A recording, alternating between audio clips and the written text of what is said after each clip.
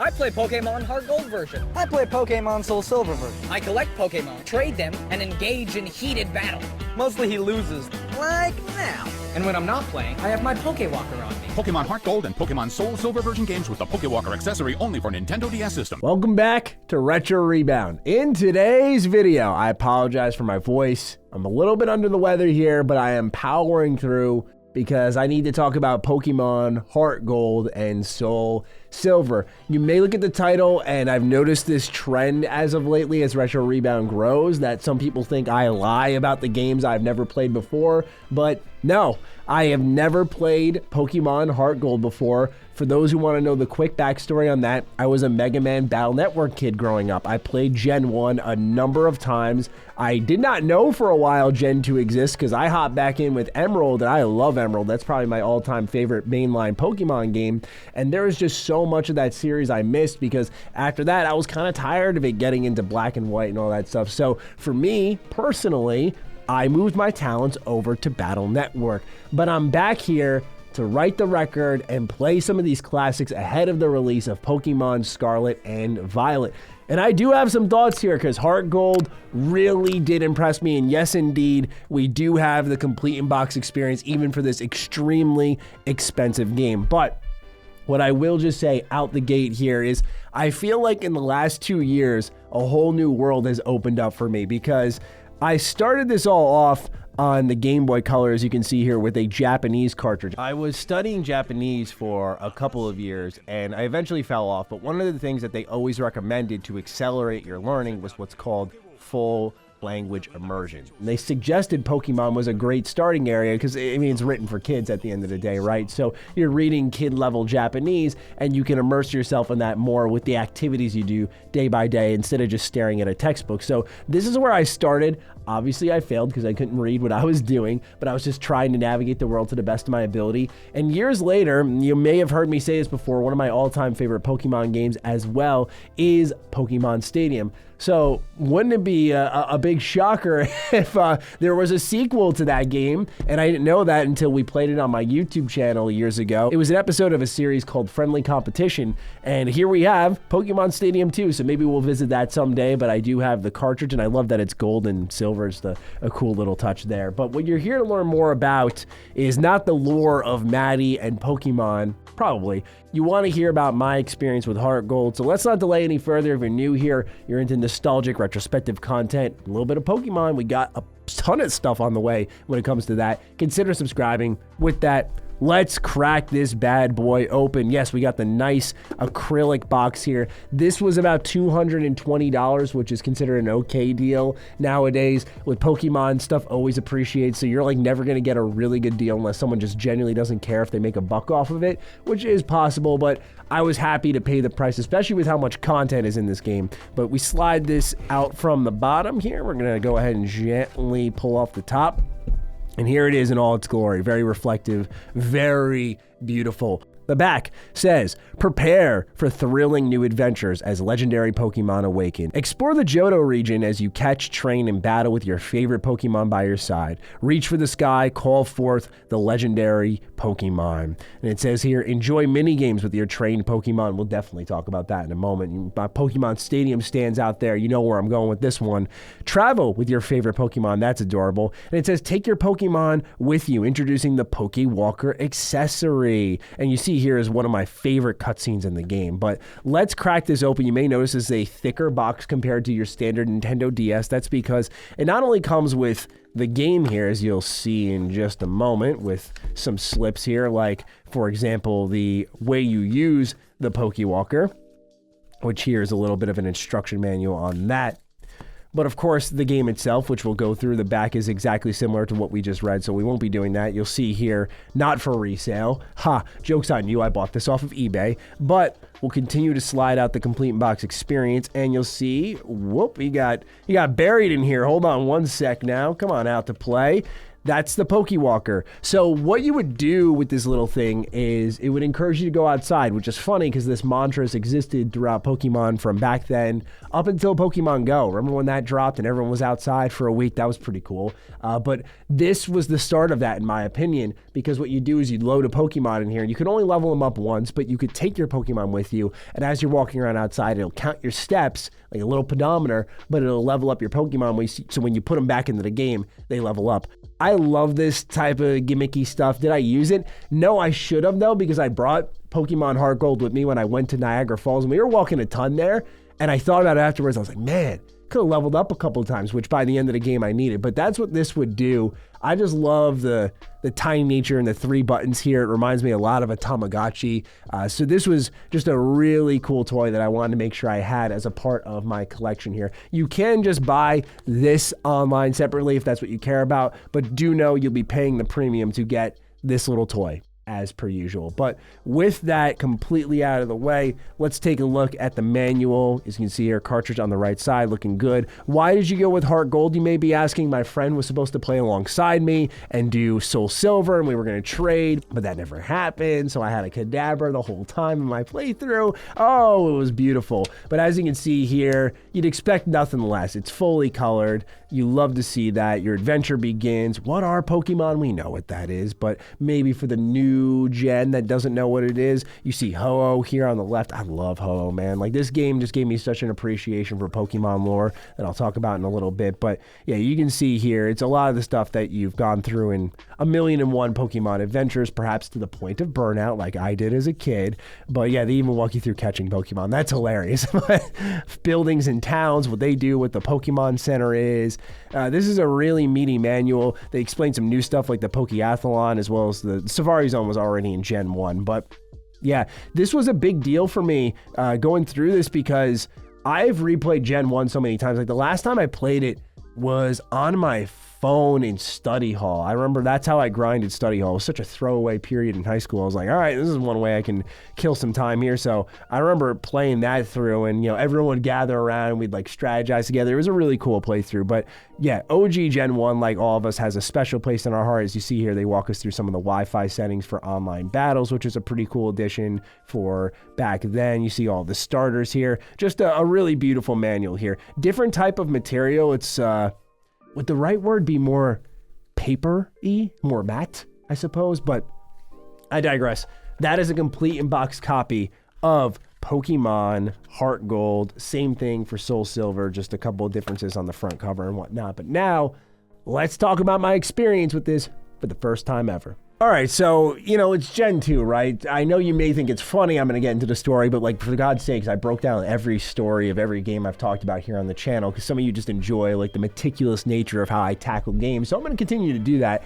Yeah, of course, it's going to be getting the 8 badges, getting to the Elite Four, beating the Pokemon League. You know the whole story there. What's the subplot, though? Because to me, that's where the real juice is in Pokemon. Like, what are we going to be doing as we go from town to town? Like, what's the driving force? What's the evil group here? And it's going to be Team Rocket again, but I kind of like the approach here because it feeds off of what happened in Gen 1 and doesn't feel so individualized like future Pokemon games ended up being like. I love how it starts off. You got your cute little Pokemon following you along, but again, like, what's the juice here? One of the juice moments for me, and I'm so happy to see this, is your rival is actually, get this, a rival. I don't like this everybody's got to be friends mentality the world has. It's okay if you dislike certain people, and Pokemon for a lot of generations now have taught kids everyone's gonna love everyone. No, like, I want to have a rival like in Heartgold who just sucks as a person, and you see him develop as the story goes on. Like, they're using Pokemon for power,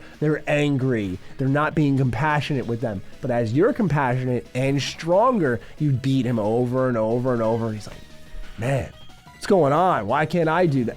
Am I treating them wrong? And they start to reflect a little bit. Like, I like that more, even if it's kind of generic at this point in time, but I like that you actually have a rival here. It's like, not Gary level, smell you later, but he's still kind of pretentious, kind of angry. I just like that a lot. And I'm happy to see it here. That it's not just like, hey, buddy, what's up? You want a battle, friend? Oh, you beat me. Stink, you got me. Like, just, no, none of that in my Pokemon games. I don't care what audience is for. I know I'm 27, but give me a break, man.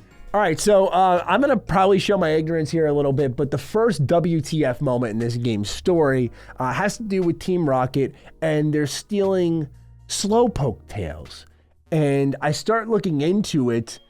They eat Pokemon. Am I the only one who's really finding this out now? I did my research, and I saw, like, there's a slide in the Pokemon anime, Indigo League, where you do see, like, Ash and Brock dreaming about eating a Magikarp in, like, one scene. You see, of course, the Moo Moo milk. Like, that's a thing. But killing a Pokemon, cooking them, and eating them, severing the tail of a Slowpoke. Sorry, like, pardon my innocence here, but what? This was horrible to see. And they're just these innocent creatures. I'm an animal lover, if you didn't know that. So when I saw this, I was like, oh, Team Rocket really sucks now. Okay, they're like taking apart Pokemon and just using them for their own. No. Like, it's one thing if they're going to use them in battle and like, I'm evil. But it's another thing if you're going to cut them up and sell parts of them and stuff. No. But they eventually mentioned that Red split them up 3 years ago. And I went, okay, cool. I'm just liking the connection here. I'm liking that it's sort of subtly feeding off of what Red did.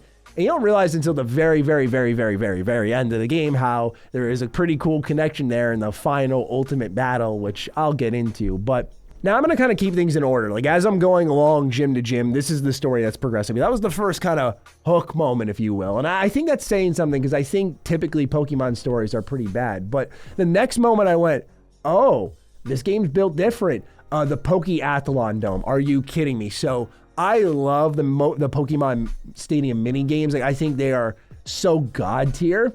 And to see them here in handheld format where you have speed courses where you have to do hurdles and slide the stylus to rush them around in laps or dash to grab flags, like, that's cool. Or the strength ones where you smash through blocks, you bully people off flag points, you play kind of soccer. Like, it's almost like Fall Guys meets Pokemon now in some respect. And I love that. I think Pokemon mini-games are severely, criminally under-discussed when they're such a cool component of the mainline games. And I felt like that spirit was captured here. Now, you can use this to just grind and get some cool accessories, get some cool power-ups. And I didn't stick around for that, really. I was just more so having a blast at the Pokeyathlon. But this part of the game was legit, like a really good surprise. I didn't see it coming. And sometimes it feels like that could be padding, but this was just a really fun moment in the playthrough for me.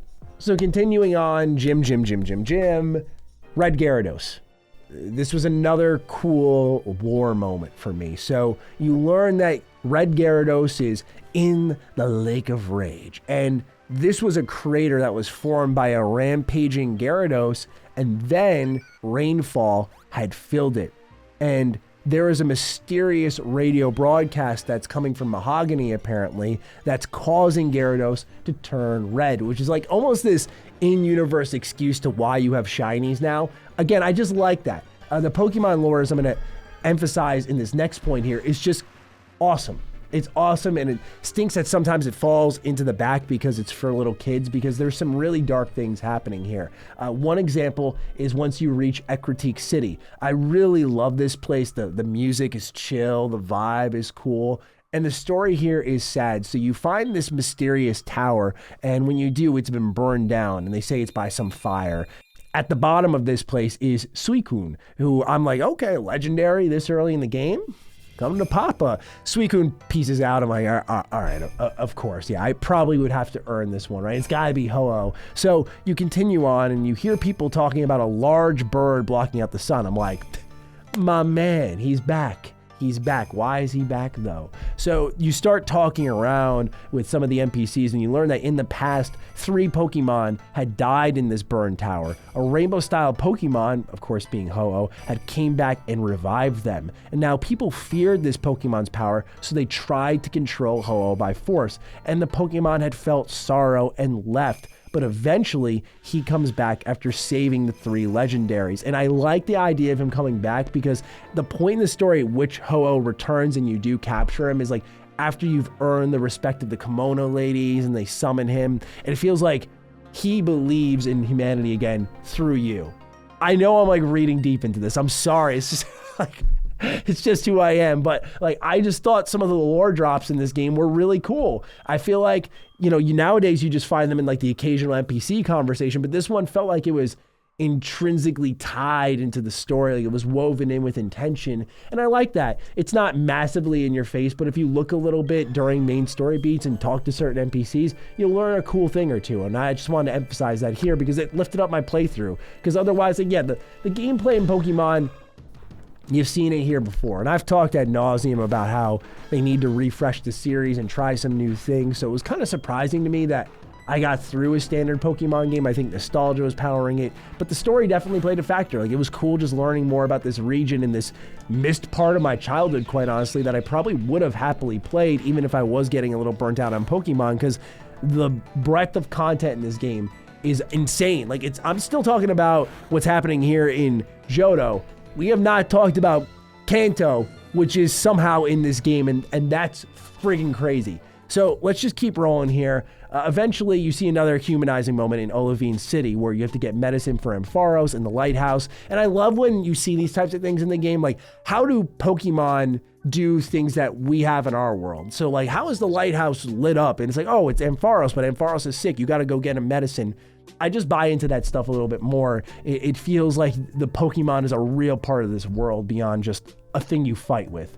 Now, to get through there, you got to do the fighting gym, and given the team comp I had, that gym was tough. I had to go grind a little bit for that one, and I had to do that a couple of times. It was kind of unfortunate that there really wasn't an XP share until you got Red Gyarados, but you had to complete specific things in the story to get Red Gyarados. I was like, man, I just want XP share so I can like boost someone in the meantime. And even then it was tough, and I had to actually break out the daycare system. I have not used Pokemon Daycare in a while, but like my DS, man, this thing was on for a while as it was leveling up Pokemon while I was like working, while I was in Niagara Falls. Yeah, get this, I proposed that week, but I had my priorities straight clearly. I was making sure the grind was happening while I was taking care of business, don't get me wrong. So yeah, like I was really all in on this game mechanically, and so yeah, I was having some leveling up happening in the background. Unfortunately, my moveset got screwed up, and this stunk because I needed this in particular for when I got to the Pokemon League. Like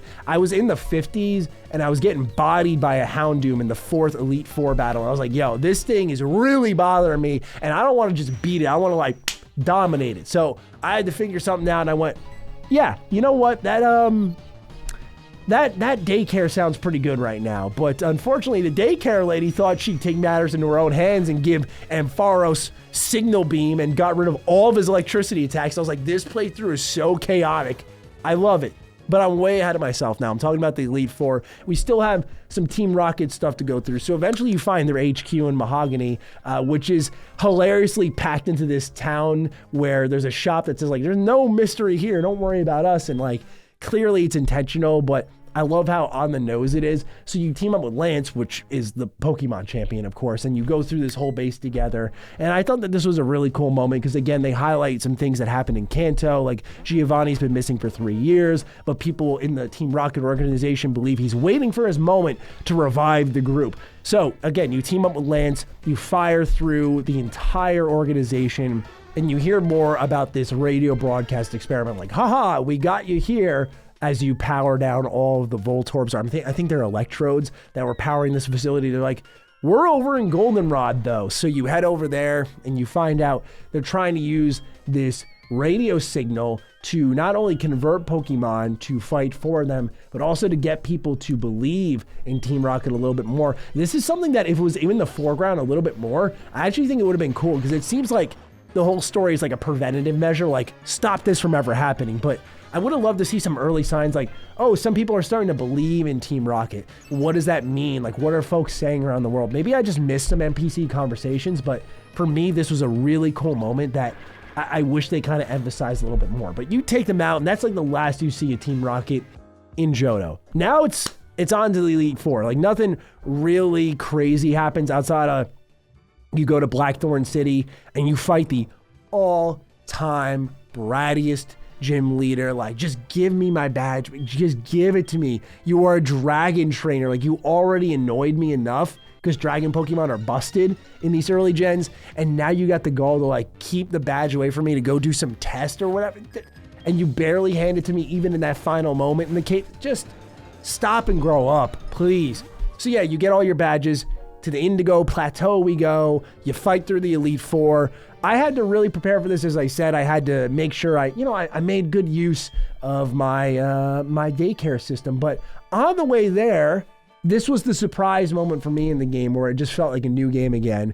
I arrived, some guy walks up to me, and I'm like, oh, here we go, trainer battle. Right, I just got off I was surfing across the water from New Bark Town. So yeah, of course, like, here, let's fight. And my fists are up, and he's like, hey, welcome to Kanto. And I'm like, welcome to Kanto indeed. What do you mean? The first area of the first gate, what do you mean? And I'm going through and I'm like, okay, like, it's a mild part of the game as we go to Indigo Plateau. I'm like, oh, that's cool though. It's a cool little nod. No. So you beat the Elite Four. It says the end. And I'm like, something feels wrong here. So I dive back in and I'm in the house now. And I'm thinking, okay, this is not where the game ended for me. And it's been a while since I beat like a mainline Pokemon game like this, like a traditional old school one. So I'm like, am I just restarting? Like, what's happening here? And your mom shows up and says, hey, Professor Elm's got something for you. I'm like, okay, wait, hold on. We're picking up where we left off. So I talked to Elm, and he's like, yo, here's a ticket. Go to Kanto. I'm like, oh, Pikachu. Okay, we're actually going. Okay, so I go there. You get on the SS Aqua. I love all the Gen 3 references here. Like, you see the occasional Gen 3 Pokemon throughout the game. But, like, SS Aqua, I'm like, yo, Team Aqua, my dudes. Oh, it's so great to see y'all here. But anyway, Team Aqua's here. Why is this section in the game, though?